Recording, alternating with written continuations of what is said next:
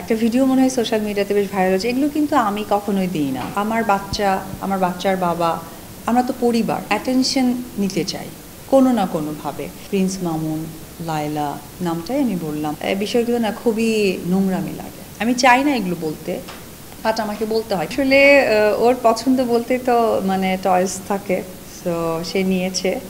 আর একটা ভিডিও মনে হয় সোশ্যাল মিডিয়াতে বেশ ভাইরাল হচ্ছে, এগুলো কিন্তু আমি কখনোই দিই না। এবং সোশ্যাল মিডিয়াতে আমি বেশ কিছু ভাইরাল মানুষদেরকে দেখি, যেমন প্রিন্স মামুন, লায়লা নামটাই আমি বললাম, তারপরে আমাদের বগুড়ার একজন আছেন হিরো আলম, তারা সোশ্যাল মিডিয়াতে অনেক ভালো অ্যাক্টিভ। সো তারা অনেক সময় বলে না যে অ্যাটেনশন ক্রিয়েটার নাকি যেন একটা বলে। সো এইরকম না হয় কি, এই মানুষগুলো না অ্যাটেনশন নিতে চায় কোনো না কোনোভাবে। আরে আমার বাচ্চার বাবা, আমরা তো পরিবার, এখানে তো ভেদাভেদের কিছু নাই, বা এটা তো নতুন করে উড়ে এসে কিছু না, বরঞ্চ আমি প্রতিষ্ঠিত একটা জায়গা, সেখানে হয়তো বা নতুনত্ব সৃষ্টি করেছে। ওয়ালটন আবারও মিলিয়নিয়ার অফারে ওয়ালটন ফ্রিজ কিনে আপনিও হয়ে যেতে পারেন মিলিয়নিয়ার।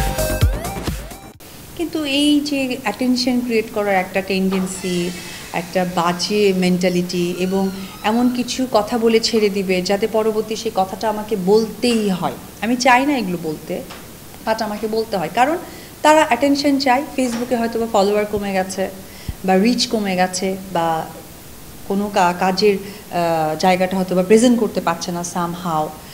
তো মিথ্যে কথা মানে অলওয়েজ বলা, মানুষকে ভুলভাল বুঝানো, বিষয়গুলো না খুবই নোংরামি লাগে।